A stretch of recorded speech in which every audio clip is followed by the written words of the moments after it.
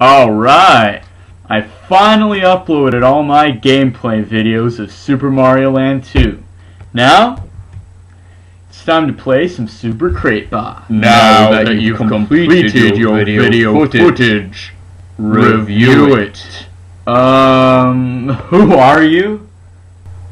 Do you dare question who I am?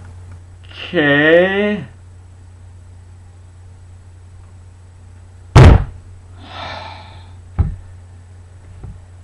Guess I'm gonna have to do a review.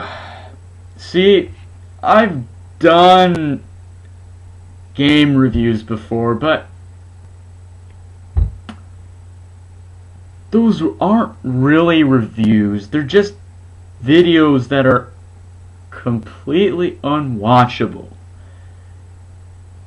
So that means I'm gonna have to come up with a script for the review, then record a bunch of stuff, then have to add a bunch of clips to go with the audio.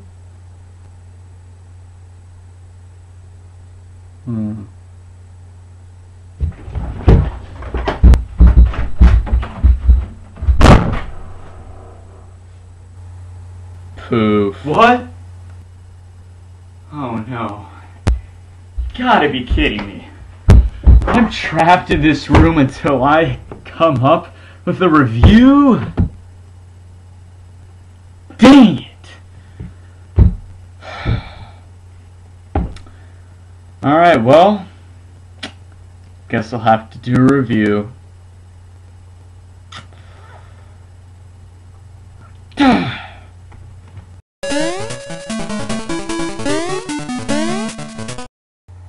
Hello, this is SolidFake93 and I'm gonna review Super Mario Land 2 6 Golden Coins. Super Mario Land 2 is a game that was released for the Nintendo Game Boy in 1992. This was the second Mario game to be released on a handheld system, the first being, of course, the original Super Mario Land. I do remember playing this game a long time ago.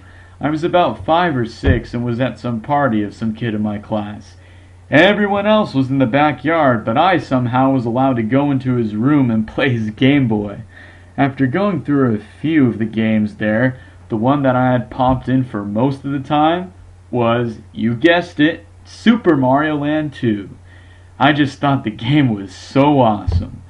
I remember getting swallowed by a turtle, seeing an ant with a shovel, going into space with pig creatures shooting stuff, and of course, the carrots that make you grow rabbit ears that let you fly. Yes, those are in the game. This was the first time I remember seeing save files in the game, and at the time I just thought each one was a sort of a different set of levels. When I got the bomb that erases a file, I put it on one of the files and started a new game without even knowing that I erased it. Wow, that kid must have been pissed the next time he played that game. But anyway, Super Mario Land 2 is pretty much like any other 2D Mario game. You walk, you run, you jump on enemies, and you get all different kinds of power-ups. This game is sort of the Super Mario Bros. 3 of the Super Mario Land series because it has an entirely different visual style than the original and provides a map for you to go through the levels. In this game, the map has sort of a non-linear feel because you have a choice of what zone to go to. There are 6 zones in the game. The tree zone is filled with trees and birds. The Mario Zone is the one giant Mario-shaped fortress that has a mechanical theme. The Space Zone is, you guessed it, space, where you're in an astronaut suit and you have reduced gravity. The Micro Zone has you as a miniature Mario, and as you go through ant holes and across bookshelves. The Pumpkin Zone is a Halloween-themed zone, with walking masks with knives in them, ghosts, and even a vampire who sends out bats. The Turtle Zone has a sea theme as you go into the ocean, into a submarine, and even into a giant whale. At the end of each zone is a boss. Every time you beat a boss, a golden coin is put on the door of a castle.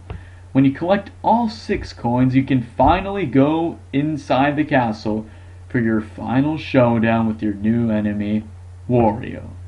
Yeah, that's right. This was the first game to have Wario. Obviously, not as a playable character, because his first game for that was Super Mario Land 3, which I don't even know why it's called Super Mario Land 3, because it has nothing to do with Mario and it's just Wario. But anyway, this is Wario's first appearance in a game, at least that I know of. Each zone is very creative and they're all diverse. Some of the level designs are really weird, like the one with random swimming water in all different places.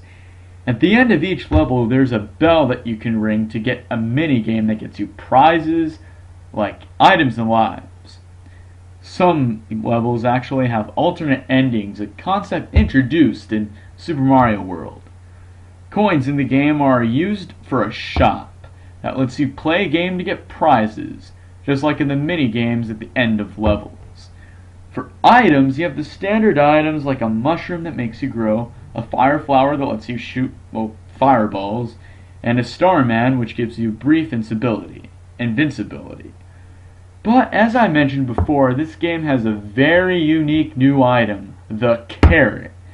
Eating this carrot causes rabbit ears to grow on Mario's hat and lets him fly.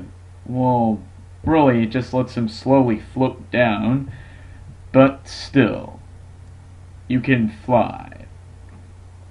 This is always what I thought was the coolest part of the game, but then I later realized that there have been much more useful items that do the same thing in other Mario games, like the Tanuki Suit. Yeah, of course, the Tanuki Suit lets you fly, but you can actually fly in midair and keep flying, if that makes any sense. The rabbit ears just makes you float towards the ground and you can't go upward. And you don't have a tail to swing. Just like other Mario games, you will encounter bosses that require you to memorize their patterns. Some of them are a real pushover, but others take a bit more time for you to get their pattern down. The game's pretty easy for the most part, except for some frustrating points. The game is very, very, very, very, very generous on lives. And it's not that hard to beat a game without getting a game over. If you do get a game over, then the coins return to the bosses and you have to find them all over again. However, I beat the game without a game over, so that didn't happen to me, but that punishment seems like a good balance for the easy difficulty. The game is pretty short and will probably take you about 3 to 4 hours to beat on your first time playing. The music in this game is very catchy. The main theme for Super Mario Land 2 is just as good as the main theme for Super Mario Bros., Super Mario Bros. 3, Super Mario 64, and all those other Mario platformers. And just like a lot of other Mario games, there's a certain theme that appears all over the game, having different variations depending on what world you're in.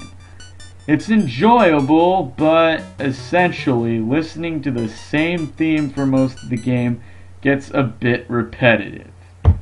Overall, Super Mario Land 2 6 Golden Coins is a fantastic Mario game, and anyone who hasn't played it should check it out. I give this game an 8 out of 10.